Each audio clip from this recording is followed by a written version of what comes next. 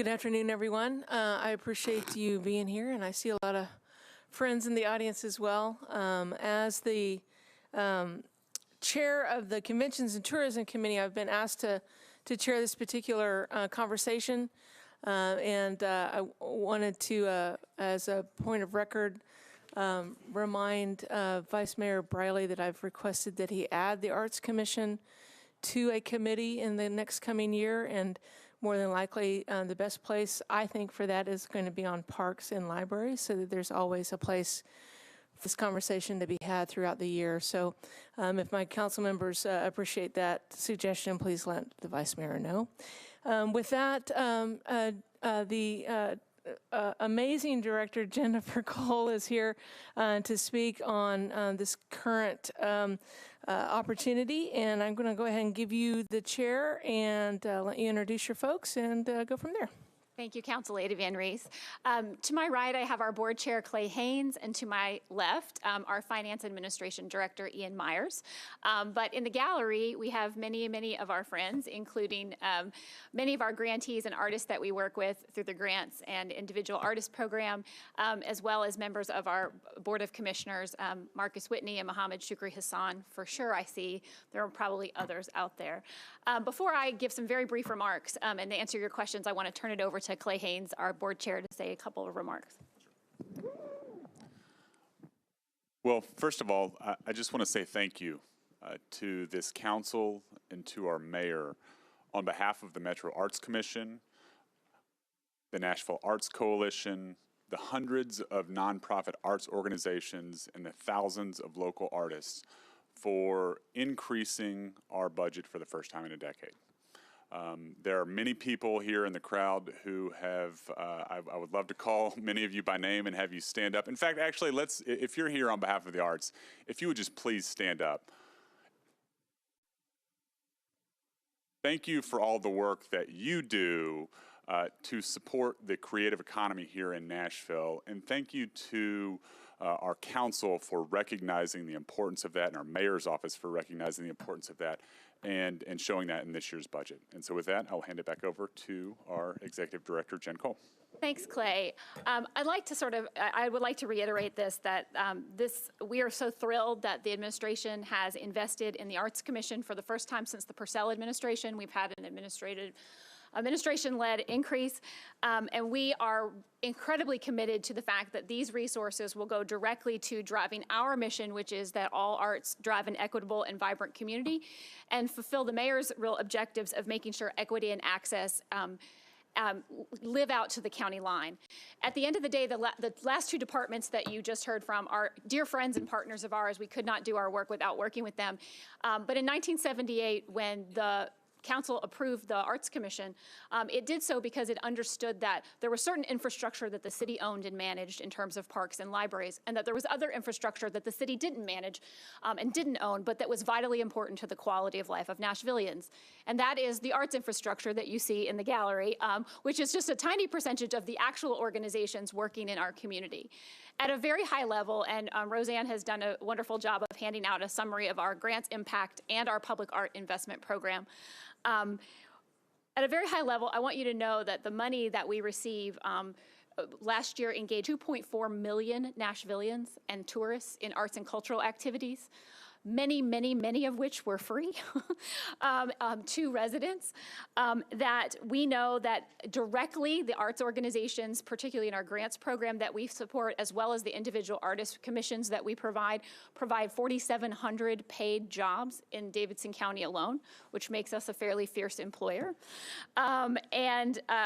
We have a study coming out in just a few weeks. It's not final yet, but I'll give you a heads up that we spent a year with our cultural partners studying the economic impact of arts and cultural activity, and found that on average, every single time a citizen goes to the Belcourt Theater or to the Tennessee Women's Theater Project to a performance, they are netting $28 additional into the economy of Nashville. So every dollar that you're supporting an investment in really is a ripple effect in our economy.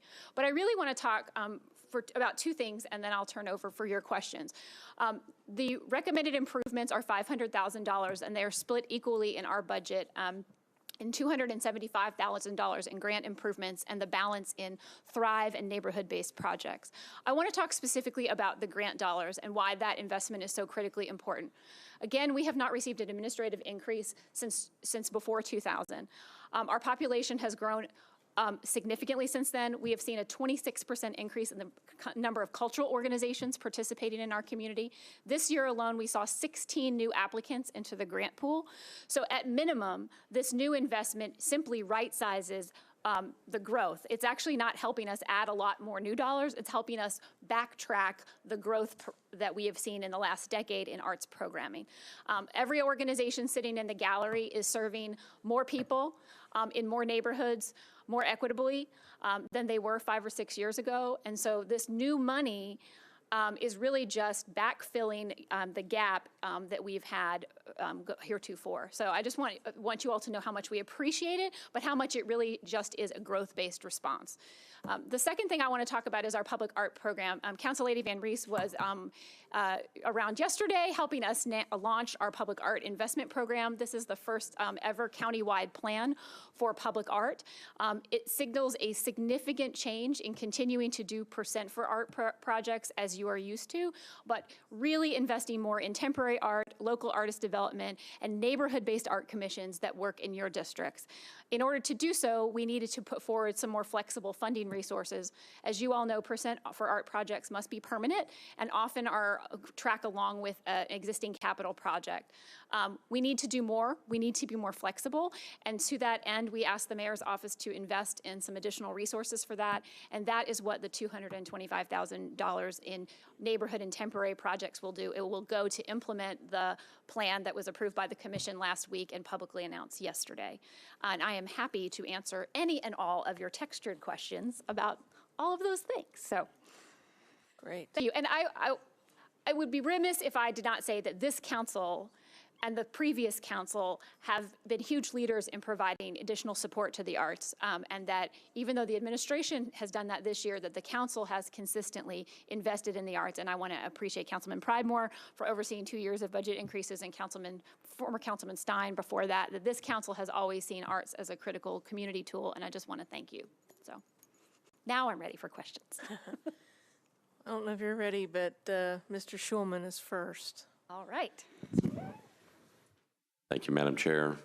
Director, I hope you're ready for these tough questions. Yes, sir. Actually, I only have two. So I was looking in this blue book that we got, and I pulled this thing out. Thank you. Is this a piece of artwork that we can frame? That is. Okay. That I want every citizen in Nashville to know that we think hard about the public value and impact of public art. It's not just something pretty, but it is something that we're actually working to measure, and that is our measurement framework. All right, so I don't understand it, so I'm going to give it to Councilman Mendez and Okay. let him try to figure it That's out okay. because it's very difficult and it's got lots of Look at the lots of pretty far right colors. column. That's about the change we want to happen in neighborhoods and communities. All right, well, I may frame it because it's Yes, very please. pretty. It is All right, lovely. Thank you. So my main question is, you were talking about the level of funding and trying to keep up. Yes. So the question is, as Nashville grows, I mean, more and more people keep coming here, and we have more and more folks that are participating in different activities.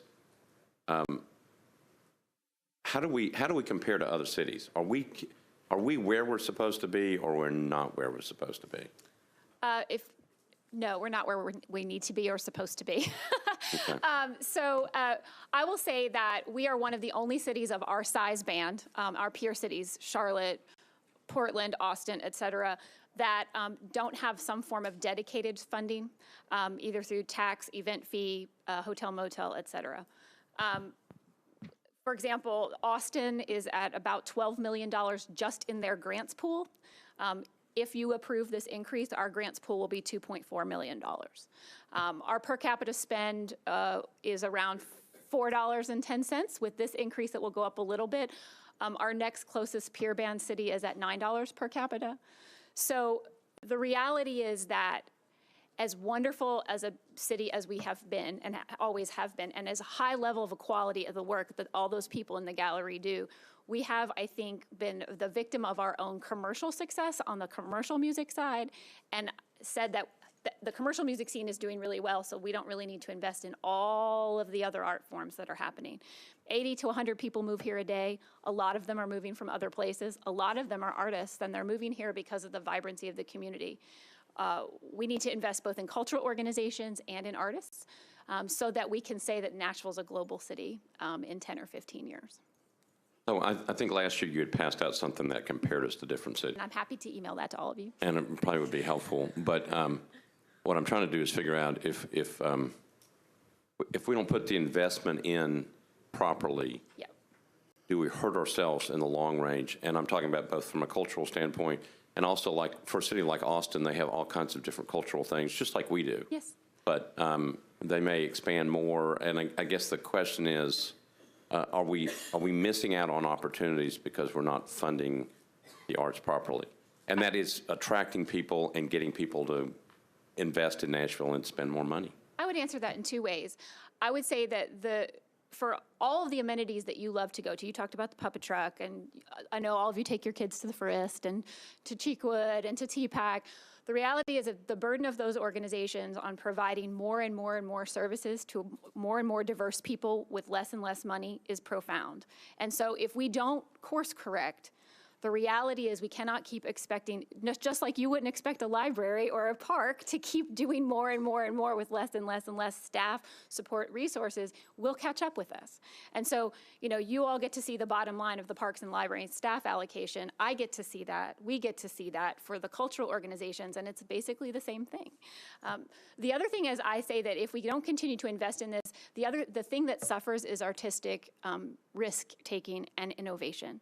So every single person out there wants to bring the best, the brightest talent. They want to do more with public schools. They want to sort of do more making connections in your neighborhood. But the thing that draws them back is paying the bills. And so if we want them to take more risks that put us on the national map, I mean, our ballet company went to the Kennedy Center the other day to do our companies, our opera did an opera in New York. Like, the more and more we can export cultural product that's not just from the commercial scene, but is from the artistic scene, the more we build our repertoire internationally. So I would sort of answer it in those two ways. Yeah, there's going to be, we will come to a point where what you want and what your constituents want, we can't provide. Appreciate the answer. No problem. And I will tell you that I just looked over, and Councilman Mendez just looked at that piece of paper, and I'm going to go talk to him and figure out if he can explain it to me. All right? Okay. Thank you. I bet he can.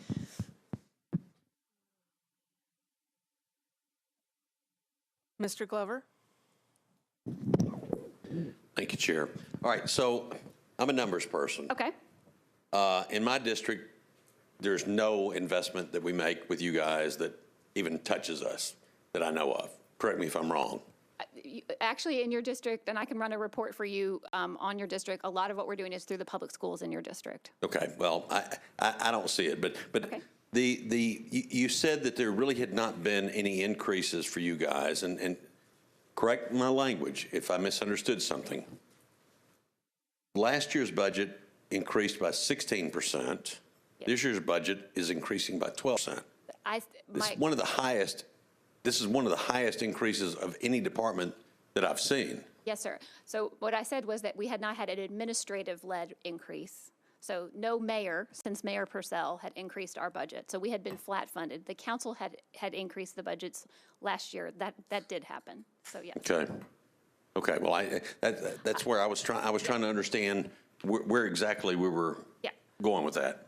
So, and I would say that that's demand based. So we are getting more and more requests from more and more folks to do more and more work, and just as our other departments have seen proportional increases in their operational support over the last 5 to 10 years, this is a course correction that we necessarily haven't seen as a department. And I would like to point out too that money goes immediately back out. So our operating burn increase is the same year over year. So the Arts Commission staff isn't growing. That money is going immediately back out into communities. Okay. Well, I would enjoy seeing what exactly has come back into my district specifically, because I get those questions asked of me, and I think it'd be a fun way to actually be able to answer it. All right. Then you also said the per capita, $4.10. Yes. I'm showing the past year was $4.87 per capita. Am I missing something on I-41-1? I-41. I have my number wrong. I apologize. Okay. And now we go to 543 for the coming year. Yes. Okay. That is proportionally getting us closer to where we need to get, but we're still at least $5 to $6 off from our nearest peer city. Okay. Thank you, Chair. Thank you, sir. And I'm happy to provide that report to any council member based on district. We do collect that data, and we'll do that. I think Councilman Glover could probably do his own art show if he wanted to.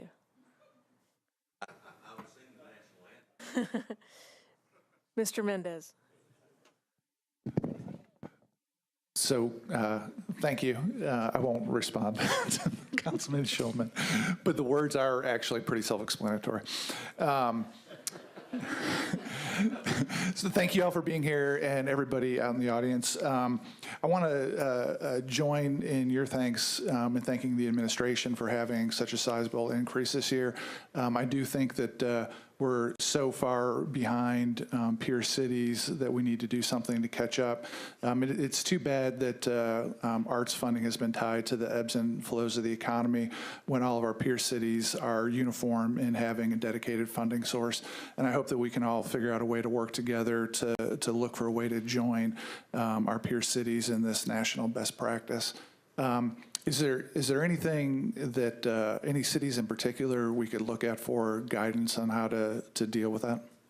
Well, the city that comes to mind lowest is because of the priority that the mayor has put on transit, and because I think, and cultural organizations and artists would tell you that their access to transit actually is a cost burden to them.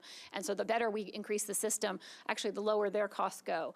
And so Denver has actually, and I know the chamber trip was there recently, Denver put forward, when they did their transit bill, a dedicated funding stream that was tied to sort of the building of the regional infrastructure, and actually it nets about $52 million a year for the arts. And that's at a regional level, so certainly we're not talking apples to apples with just Davidson County, but I do think that we certainly think about equity and sort of making sure everyone has access to the arts and it's integrated with transit. The Denver model is certainly one for us to kind of poke at. Thanks. Keep up the good work. Thanks. Councilwoman Allen. Thank you, Madam Chair, and thank you, Jen and Clay, for being here. Jen, you could sell ice to Eskimos, so we have always gladly supported you because you've made such a good case for why this is important to Nashville. So I'm so pleased at the back of the Blue Book on the next to last page to see funding requirements, dedicated capital maintenance, and conservation funds for Metro-owned artworks, which, as you know, is a topic near and dear to my heart.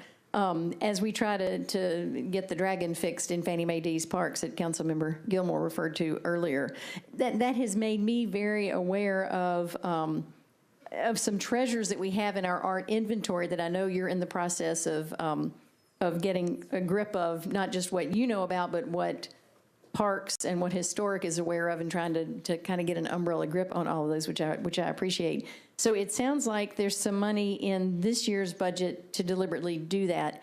Can you suggest a way to make sure that there is always a year in every year's budget to make sure? I mean, what can we tie that to the 1% funds, or what can we do to make sure that's always there? Because it's well, I'll answer it in two questions. Okay. And I'll explain what's in the CIB that you have from us. And also to be clear to council that our CIB is spending money that's already been allocated. So it's not asking you for new money. It is we're spending money that's come from previous capital projects. It's just a transparency issue that we file with this council, just to be clear.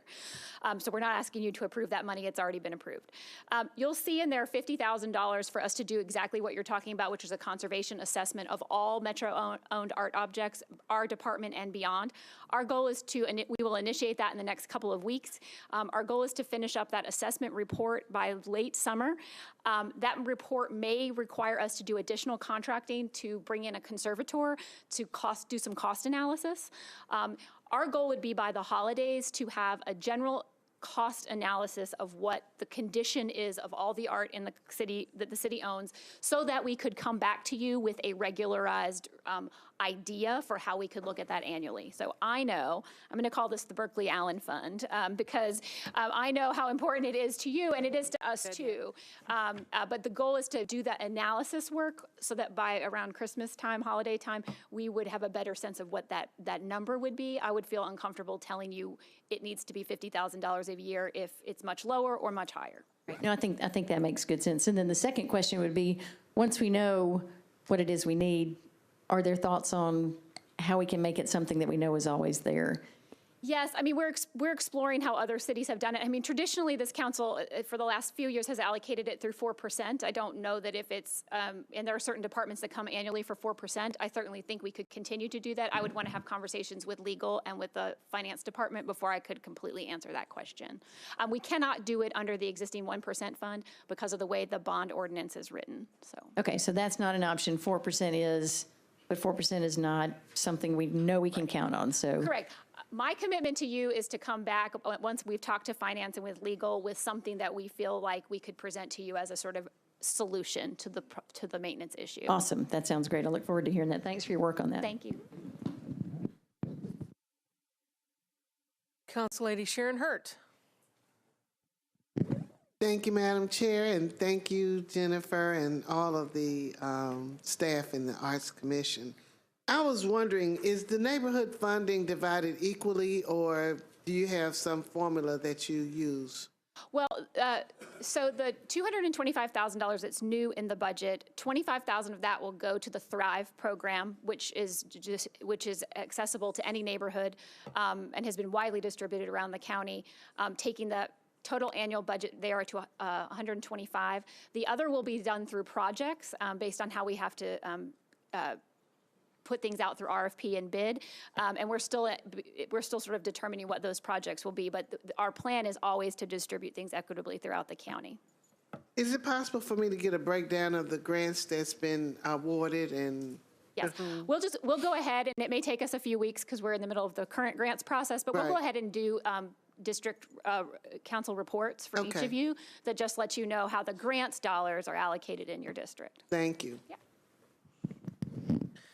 If you could, whenever, as soon as this new grant cycle is complete, I know that you always release, who got what and what they got the previous year so that you can see whether or not they're up or down. Yep. If you could go ahead and include a third year on that so that we can see the transition from not just last year, but the year before that, I think that would be really helpful. Yes, we can definitely do that. Councilmember Pridemore. Thank you, Chair, and thank you, Director, and thank you all for all your support again. I see you brought your Army with you, and we're certainly appreciative of that. So, and I'm glad to see them.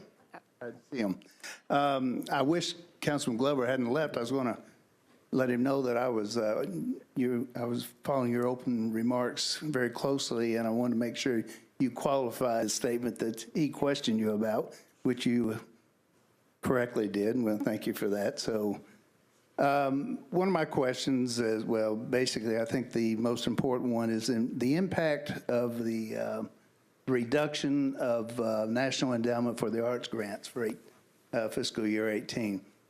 Now, this one shows 92.3. Is there an expectation of more through this fiscal year because of the current tide? So you asked a complicated question, and that $92,000 is a reduction. The library spoke to this earlier. So any grant that we have that's non-recurring, that we don't have verified by the time we submit to you, has to be taken out as sort of showing non-recurring. So we actually have an $85,000 National Endowment grant that's coming to do some pilot work in Madison that was approved yesterday. So that money's coming. So we're not really losing any grants. I will take a point of privilege to say that the federal budget released today does zero out the National Endowment, and that although we do not we do not rely on operating support with any kind of operating support on National Endowment funds. The National Endowment is a source of project-based funding, as you well know, that really supports work in districts. Many of the folks in the gallery also will suffer if those funds go away because often the funding, particularly in Davidson County, has funded new works, new innovative things, and new touring and educational programs. And so the direct impact of the National Endowment on us is not profound this year, but should the budget move forward in its current form at the federal level, it might very well have downstream effect. So it basically eliminates another resource for special projects. Absolutely. Yep. Okay, that was my major concern, was with the feel of the topic right now. I just leave it at that. I want to make sure that if there is any type of possible need through the fiscal year, that it is made aware to us. So thank you. Thank you, sir. I think one of the things that I've learned too, Councilmember Pridemore, is the innovation that the NEA grants bring directly to the organizations. I think one of the important things to do for our communities, if they feel like that they see that the tide is turning to where those grants will be eliminated, to begin to give directly to the organizations who lose that funding. And you can tell I used to work for a nonprofit arts organization because I can't stop fundraising. But I do think that it's important that we realize that whenever someone empties a pocket, it becomes our responsibility to try to fill that up if it's important to us. Council Lady Weiner. Thank you, Chair. I appreciate it. And Jen, it's a delight to have you here. Welcome. And thanks, y'all. It's great to have you here. I just have two quick things, actually maybe three. Can you speak a little bit, and I know this is something that we've talked about in the past, to the propensity to award non-Nashville residents artist jobs and how that's changed over time? Yes, I would love to speak to that because one of the things that this Arts Commission is actually nationally known for is the huge movement locally to invest in local artists, both through our Thrive program, which I don't have the number off the top of my head, but since this council provided the pilot funding and the continued funding for that neighborhood-based program has employed well over 400 local artists in your neighborhoods doing community-based work. When we announced the public art plan the other day, Witness Walls marked our 50th piece in the public collection, and 60% of the commissions have gone to Tennessee artists. That is an anomaly in the public art world in terms of investing in local talent. And you will see in our plan to continue our Learning Lab artist training program and really build the skills of local artists so they can compete for those kinds of contracts. Not every studio artist has $1 million in studio insurance and can compete for a Metro RFP. It's our job to prepare local artists who want to do that so that they can do that. And I would brag on our program a little bit that we're sort of known nationally for doing that work, and we will continue to do that work.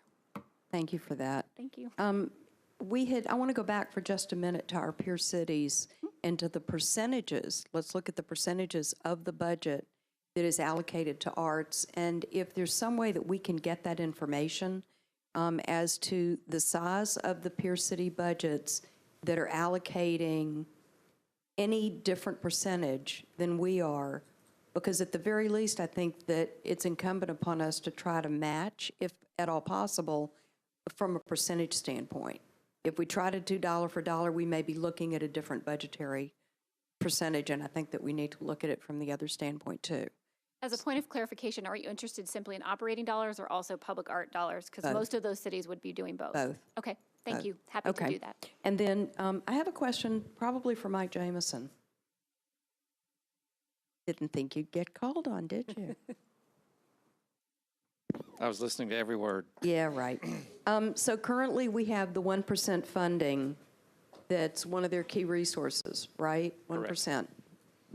Do we have any mechanism at all to increase that?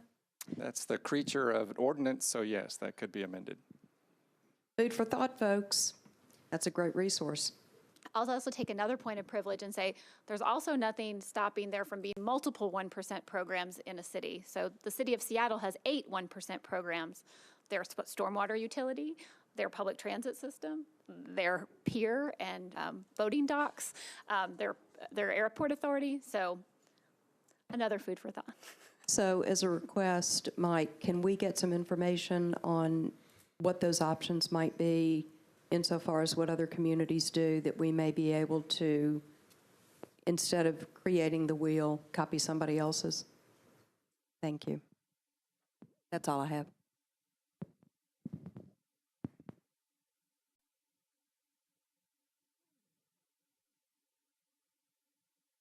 Councilmember Hager, you're next.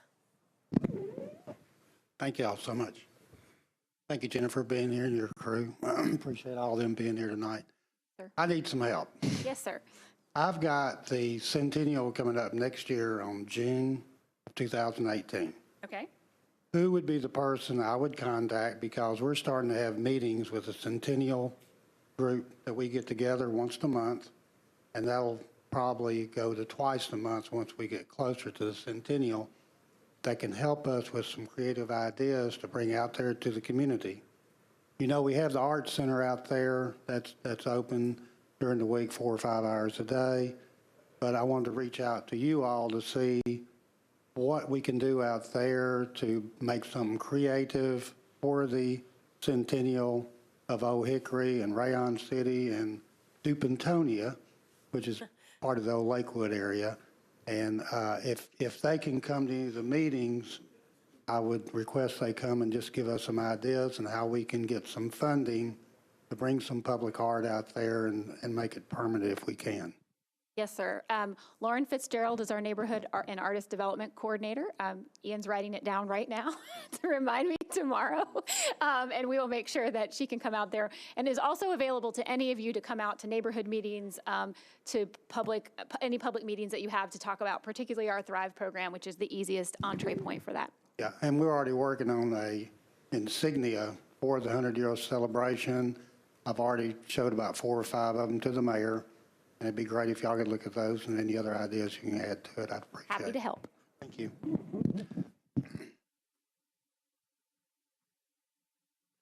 Council Lady Karen Johnson.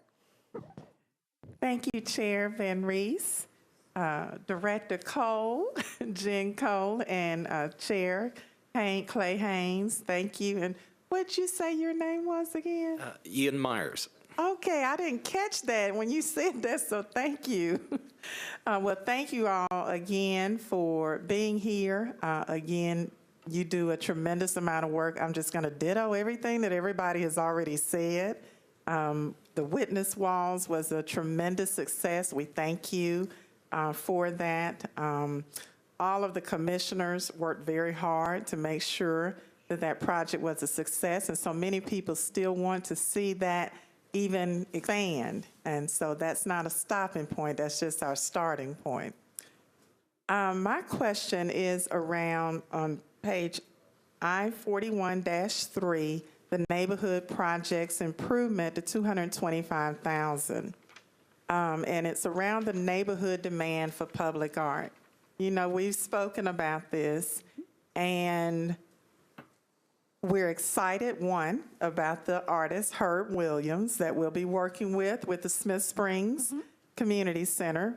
The artist that did the artwork both at the Antioch Community Center over in Councilwoman Virtue's district and in the Southeast Community Center and Library in Councilwoman Dowell's district. They did excellent work, and the process was very inclusive of the community, so I want to thank you for that.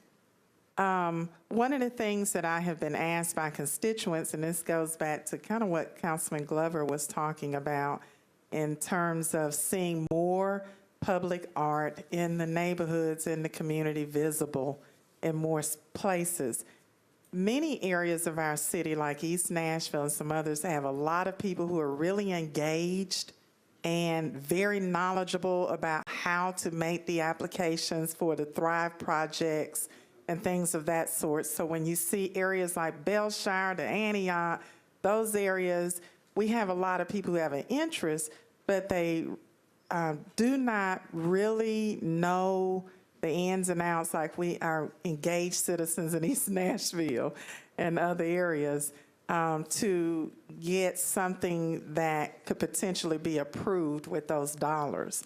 So my question is, are there going to be some additional workshops that will help those areas where, because I know you're going to give a council breakdown, but those areas where there may be less participation, and it may be from the fact that people just don't really know how to submit a project proposal. What are your efforts going to be around that so that this $225,000 can reach all corners of the county? Yes, ma'am. So around the Thrive program specifically, we generally every other month do something in a neighborhood, particularly a neighborhood where we haven't had that many applicants before, called Shop Talk. We often have it at a coffee shop or a neighborhood gathering place that is known. We would love to work with council members to set those up throughout the year. We find that those are great places for artists to come together and to brainstorm projects. We have a full-time staff person dedicated to the Thrive program, really about executing and coming out and doing exactly what you're talking with, brainstorming and coaching folks on how to do this. We try to make it super, super easy. So if you need us to come to a meeting or there's a place in your neighborhood where you think a workshop like that would be great, we'd love to do that. The remaining balance of the 225 will be distributed through a series of we're planning for a temporary exhibit. We don't know the theme or the timeline quite yet, but a temporary installation exhibit around the county. Some work on residencies and community-based studios. I just lost my little report. So if you'll look at this page on the plan that's on your desk, basically we are going to be rolling out with these new resources a whole series of tools we've never been able to do before. Neighborhood-based residencies, community-based art studios, and temporary exhibits. And so the balance of that money will go out through things that we will publicly communicate. What page is that, Jean? That is 14. Okay. So, for example, my friend Tim Nate earlier was here talking about our partnership with Parks. We're really thrilled with the Parks Department to partner on our first residency program this summer. This is where an artist is going to actually go into the old Madison Community Center starting in just 2 weeks. Brandon Donahue, he lives in Sam Coleman's district. A local artist, works at TSU. We have funded him for the summer to work with the students at the existing Madison Community Center. And through that process, working with the kids all day during the summer, he's going to identify and create something for the new Madison Community Center. So that's where a residency, where someone can go in a temporary way, work with the neighborhood and produce something. We're very hopeful as we sort of look at other projects emerging in the community to do more residencies and community type studios and to spend those dollars that way. And our absolute intent is to make sure that they're distributed equally in the 4 quadrants of the county. That's very enlightening and very exciting to hear, and we thank you for that. And I definitely will get in touch with you and your full-time staff person who arranges those shop talks, because we definitely need to have one.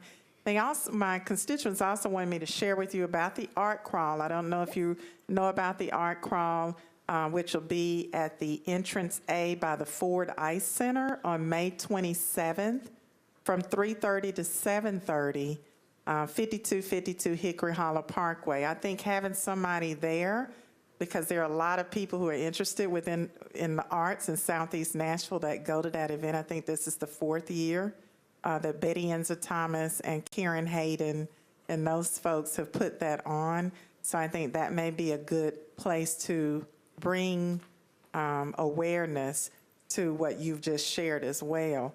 Another thing is that many corners within Southeast Davidson want to see, from the Hickory Hollow entrance to the Hickory Hollow area to the Una area, the historic Una area on Murfreesboro Road, they want to see welcome signs.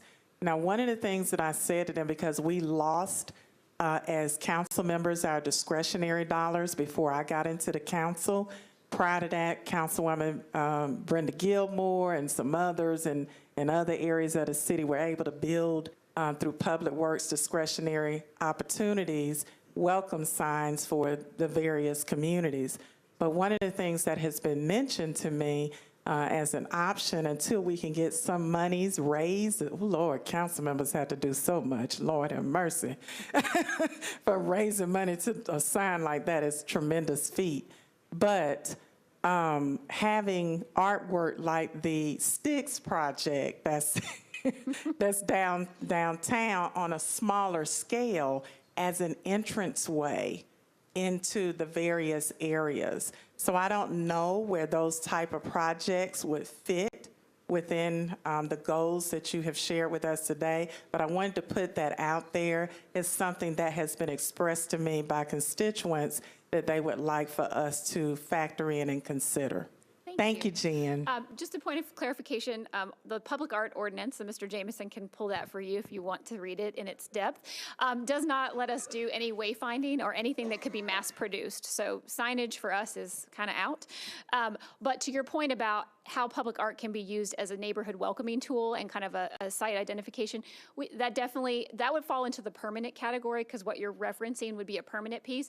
You'll see in our CIB that we have placeholders, a Donaldson placeholder, a Madison placeholder, a Southeast placeholder, and a North placeholder to look at opportunities for projects like that. Often those come forward after the CIB is passed, and we need to sort of be evolutionary with them.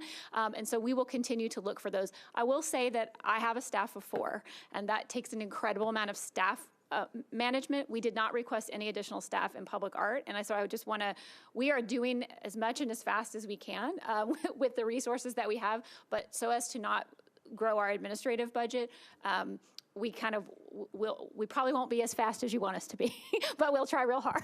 You're fast. I have some sites already picked out, so I can give you those after this budget hearing or later. Yeah. But I just thank you all for all the incredible work you're doing, and we'll work within what we have.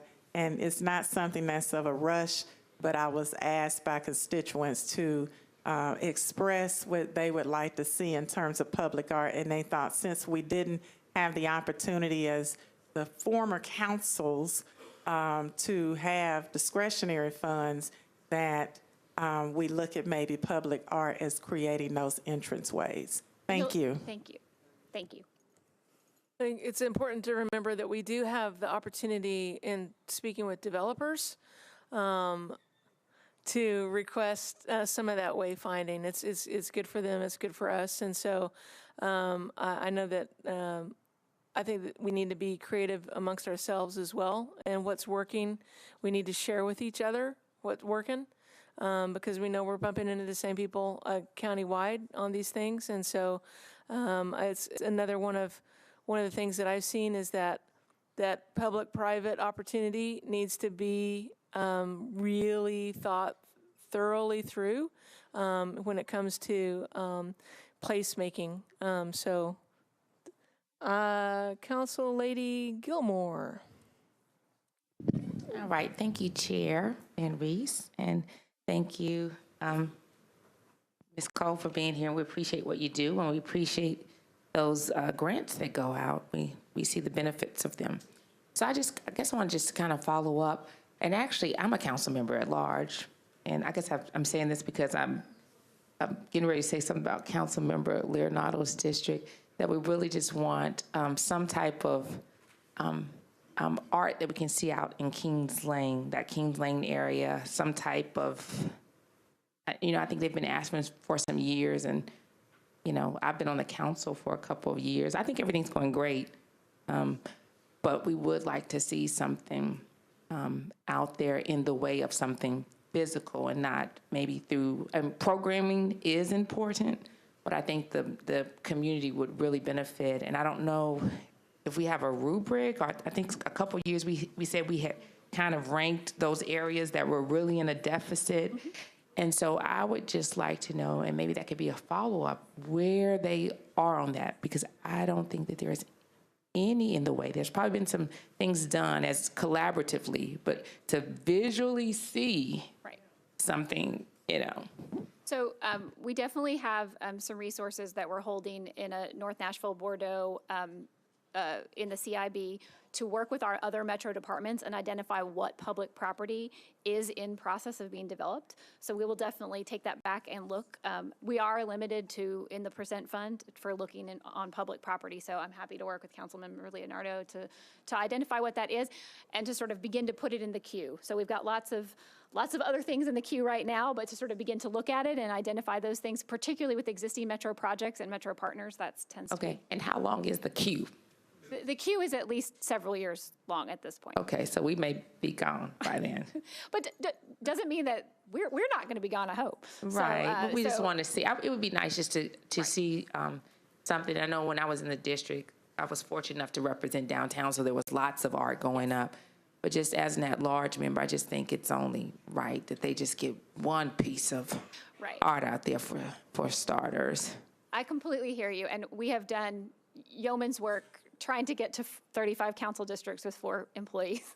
And we'll continue to do that. And I just wanted to advocate, like I said, because I grew up in the area, and it's really Councilmember Leonardo's district, but you see the benefits of art, and you just see the collaborative efforts and how things work, whether it's the Edmondson piece or the Sticks that she named or the Ghost Ballet, and you just see what it does for the city or the river, and you can describe the history of it, and it's meaningful, and I think every district, like I said, I realize you do a lot, but every district, I think, has, when you see art, it gives the mind the opportunity to go away for a minute. I think every citizen deserves that, to not always be in the physical, but the potential of what things can be. And I would just really advocate for that.